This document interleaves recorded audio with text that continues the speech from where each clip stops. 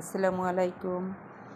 কেমন আছেন সবাই? আই হোপ সবাই অনেক ভালো আছেন। আমিও আপনাদের দয়ায় আল্লাহর অশেষ রহমতে ভালো আছি। সকালবেলা চলে আসছি, একটা চালের গুঁড়া 3 কাপ চালের গুঁড়া দিয়ে দিলাম, আর লবণ দিয়ে দিলাম, আর কুসুম গরম পানি।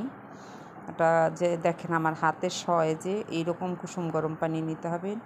নিয়ে অল্প অল্প করে নেবেন, একসাথে নেবেন না, তখন পরিমাপটা করা যাবে না। আর অল্প নিয়ে অনেকক্ষণ মাজতে হবে, ওটা ভালো করে মাখাইতে হবে মুইথা, নাইলে ভালোভাবে হবে না পিঠাটা। এই যে আমি বারবার একটু একটু করে নিতেছি আর মাখাইতেছি। এরকম করে পুরো আটাটা মাখাইতে প্রায় আমার 15-20 মিনিট সময় লাগছে।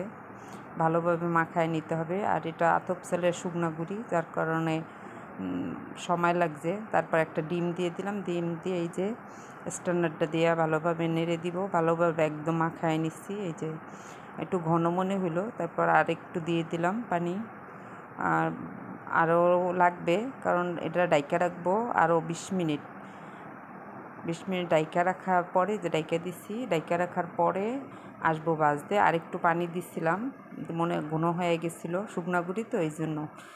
কড়াইতে তেল ছিল, 2টা দিয়েছি, ওরকম ভালো হয় নাই, যেরকম আমি চাইছি সেরকম হয় নাই। তারপর আবার ভালোভাবে ধুইয়াই না, তারপর আবার দিচ্ছি। তো দেখেন এখন মনে করেন সুন্দর হাত দিয়ে উঠানো যেবারে, এখন ঘুরিয়ে দিব। এক উড়কি দিয়ে দিচ্ছি, দিয়ে এখন চারিদিকে ঘুরিয়ে দিব। আমি যেটা দিয়ে দেয় ওটা আমাদের বরিশালের ভাষায় উড়কি বলে, আর কোন দেশে কী বলে জানি না। তারপর এই যে দেখেন ছিদ্র হয়ে গেছে, একদম পুরা ছিদ্র হয়ে গেছে, পুরা চালনি যেমন ওরকম হয়ে গেছে গিয়া। একটু অপেক্ষা করি, ডাইকা দিতে হবে না, ডাইকা দিলে আরও তাড়াতাড়ি হয়ে যাবে। আর আপনাদেরকে দেখানোর জন্য আমি আবার একটু রাখছি। তো হয়ে গেছে কে দেখেন, আর এই যে সাদা দেখেন ওগুলো ওই যে হয়ে গেছে কমপ্লিট। এখন দেখেন উঠে গেছে নিজেই। এখন আমি হাত দিয়ে তুলে নিলাম।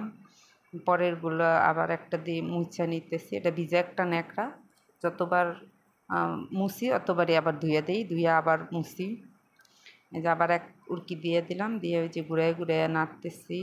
ঘুরায় দিতে ক্যামেরা বাইরে চলে গেছে দেখেন। আর চুলার জালটা দেখছেন তো, ওই রকম হইতে হবে, নাইলে ভালোভাবে হবে না। বেশি হলে পুড়ে যাব, কম হইলে আবার কাঁচা সময় লাগবে। এটাও দেখেন উঠায় ফেলাবো, একবার আলগা হয়ে গেছে গিয়া। এইরকম করে সবগুলা বানায় নিছি, অনেকগুলাই বানাইছি। এই তো হাত দিয়ে বারবার উঠাইতে হাত গরম হয়ে গেছে, এই জন্য আমি এবার একটা খুরসুন দিয়ে উঠাইলাম। আর ওইটা একটা মেলামেনে খুরসুন। এই তো হয়ে গেছে কমপ্লিট। এটা মুরগির মাংস গতকালকে রাত্রে রান্না করছি, ওগুলো দিয়েই সকালের নাস্তার জন্য তো নিয়ে আসলাম। সবাই ভালো থাকবেন, আল্লাহ হাফেজ।